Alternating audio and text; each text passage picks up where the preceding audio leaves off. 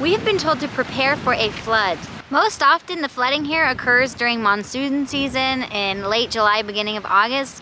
But this year we had 365 inches of snowfall up on the mountains, which is way above average. We usually get about 150 to 180 inches of snowfall a year. So now that the snow is melting, the days are getting warmer, the canals are getting more full. And we live right next to a canal. We have the canal on this side, and then our home is on that side. So as of right now, we aren't totally sure what we're gonna do, but we are gonna keep a watch out for how full this canal is getting. We come out here periodically, of course, to look at our house and see the progress, but I'm also checking the canal. So right now, we're just keeping a watchful eye, and there's not a whole lot else we can do. So we're just gonna keep progressing on our garden and getting that prepped, because as soon as we move into this house, we are gonna have a huge planting day, and I am really looking forward to that. In preparing the garden space and kid play area, we noticed that these bush weeds were growing throughout our property. We then had our neighbors tell us that these are called cottonwood shoots, and they are very difficult to get rid of. This is because their shoots are all interconnected and super thick. We noticed that when we were trying to dig one of them up. The root was like 5 inches thick and went on for several feet onto the next shoot. So these roots underground then shoot up more roots and create more of the bushes. And the only way to get rid of them once and for all is by spraying them with high power weed killer that gets into the roots, down deep into the roots to kill the plant.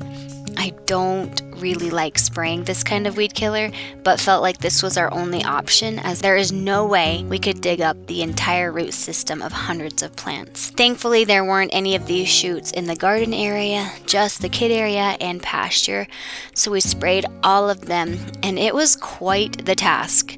It literally took 6 gallons of the water/weed killer mixture. After spraying all of the bushes, we had to give it several weeks time for it to be able to kill the plants all the way down into the roots. Let's hope that this works. While waiting for that to happen, and before doing more work on the garden, we had another project that we've been wanting to get done. We have to do some other things before we can get started on the garden, and one of them is to move this giant pile that we had set aside when they dug our trampoline hole to use for a pump track. We want to build a little dirt bike track for the kids. Well, now the dirt is sitting where I want to designate an area for pumpkins or squash, lots of big viney things in this section. So we have the garden behind me, and then across from the garden we'll just do like little boxes where we can plant pumpkins, squash, but they need more space than, you know, just a row. But we do need to move this pile, which is kind of a big task, so we'll get that started, but it's at least something that we can do right now while we wait to be able to do the garden.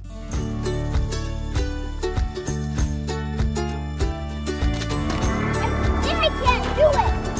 Over here on my side. They're on this. They're in the pile. Are they? Yeah. We're trying to figure out. You guys are doing great with your sand glasses there. This is a family event. Nice. Your jacket's in the... Oh, that's a big one. Good work, you guys. Taking a little break to give this guy some attention.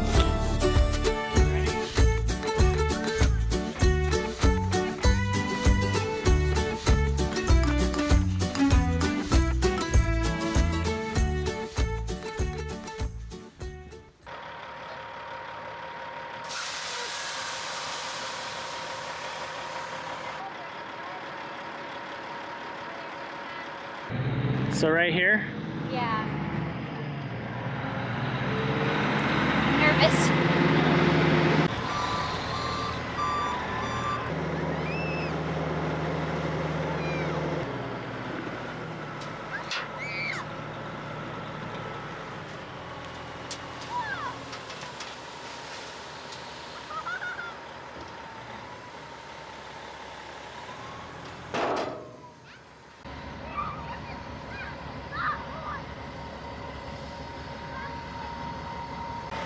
Let's feed our garden with this. That looks great. be able to plant in that a lot better than what we've got going on now.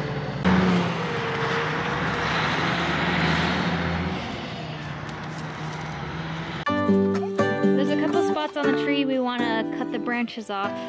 Yeah, we want the pump track to go right here. So the problem is I don't know how much this branch is supporting the tree, because there's also one right there that it looks like it's leaning on. If it rolls down further to like be supported on that down there, that's fine, but I just don't want it to crunch the chainsaw and cause a problem. Into the dirt? Oh, like it pinch it? Yeah, when I start to go like that, it's gonna start to... Oh, you could start further up, maybe like right here, and then we can just have the track go next to it. Over it, or next to it? Yeah.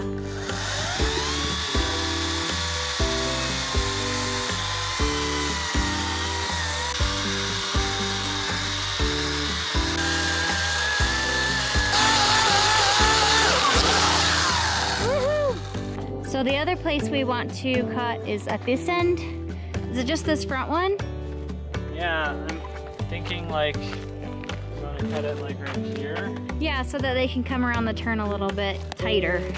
We also don't want this to stick out too far because it actually is going into the pasture area. We want to just have like a straight fence along this spot.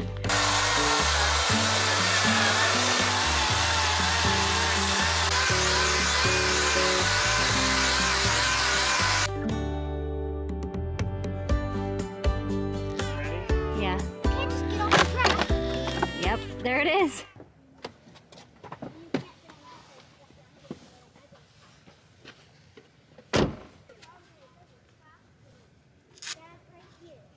It is a beautiful Saturday morning, and we are here to try to knock out this giant dirt pile once and for all, get everything in their place so that we can start getting the compost pile that we have onto the garden, because we get to move in 10 days or less. As you can see, we've started that pump track a little bit. We have the berm on one end, and we're gonna put a berm on this end of the tree so it'll go around the tree.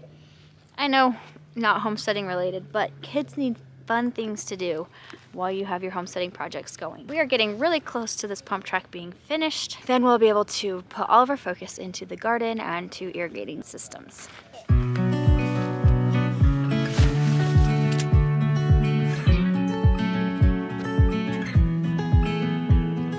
Let's get this pile moved. We only have to move like from here over.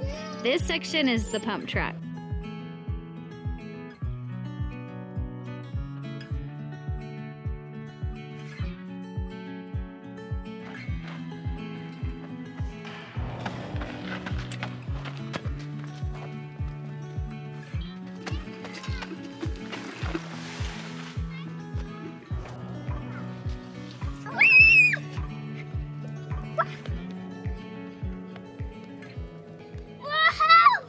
So we were working, we are like so close to finishing, and our wheelbarrow tire just exploded. Like exploded. Yeah, popped really loud. Like my ears are still ringing.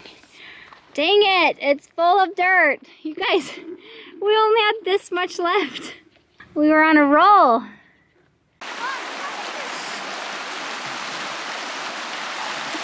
We were back at our house to fix our wheelbarrow that the wheel had exploded. So we went and bought a new tire. So now the next job is for us to try to fix that tire. This is one of those things that I feel like for us could take like 10 to 15 minutes or 3 hours.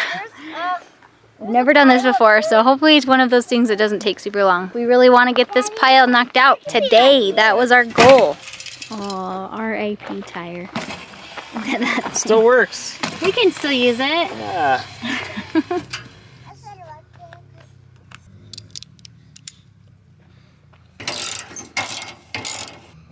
Does it look like about the same size? Maybe a little.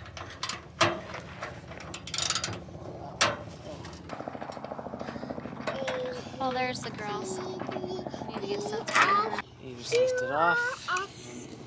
Yep. There you go. This is one of those 10-minute screen in the car. It smells like sunscreen. We're gonna go see our friends. All right, wheelbarrow is fixed. It was a 10-minute job, not a 2-hour job. Maybe some of you would have known that already, but we have never changed a tire on a wheelbarrow before. Mommy, the bone that I found looks like a dog bone. We are just finding all sorts of bones out here. We have officially moved all the dirt, so now we're shaping the berms. We're gonna add some tabletops and some little whoops or bumps so that kids can ride on them, and then it will be garden time.